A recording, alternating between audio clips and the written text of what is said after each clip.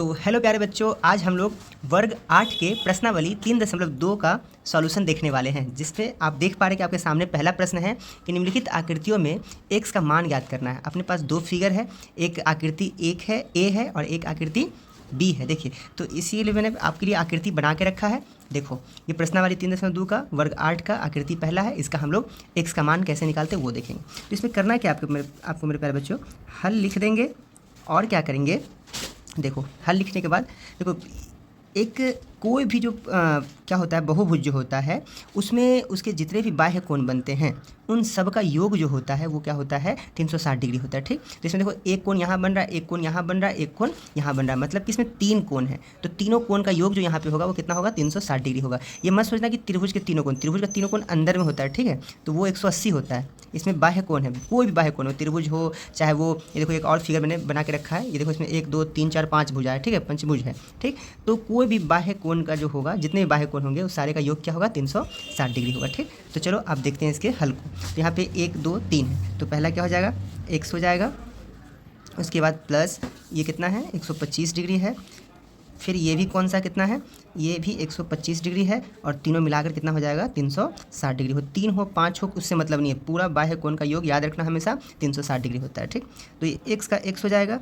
अब क्या होगा, या पहले इसको इधर ही ऐड कर लो, जोड़ लो, तो क्या हो जाएगा, 125 कितना हो जाएगा, 250 हो जाएगा। ऐसे भी जोड़ सकते हो, 5 5 10 का 0 हासिल 1 2 2 4 1 5 और 1 1 2 हो जाएगा। ठीक, इधर ये 360 का 360 डिग्री रहने देना है। ठीक, ये x और क्या करना है, ये 360 डिग्री का 360 डिग्री।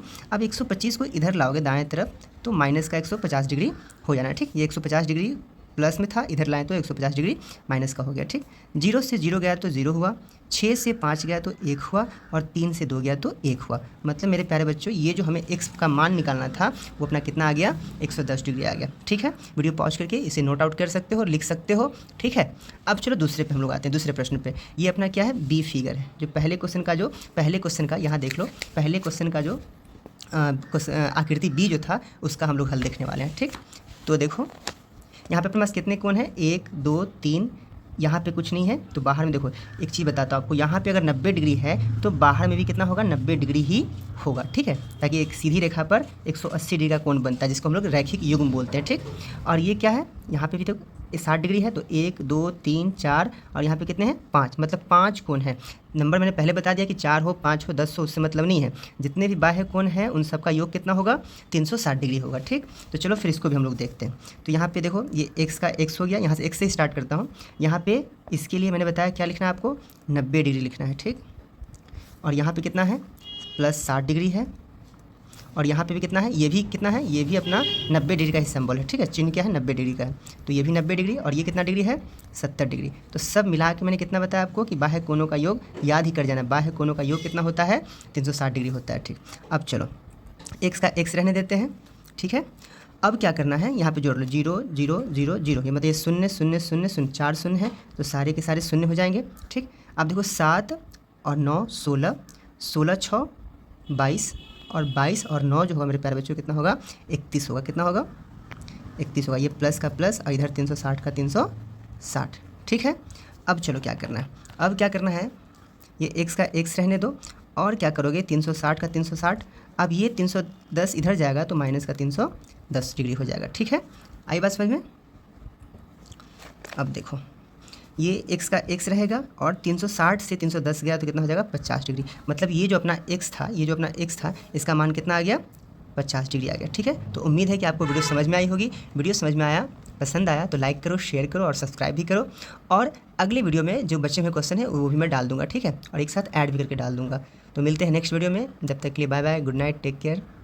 तो प्यारे बच्चों, वर्ग 8 के प्रश्नावली 3.2 का हम लोग 1 का a और b कर चुके हैं। ठीक है, अब हम लोग प्रश्न 2 का 1 2 ये जो है, ये दोनों इसका हल हम लोग देखेंगे कि इसे कैसे बनाएंगे।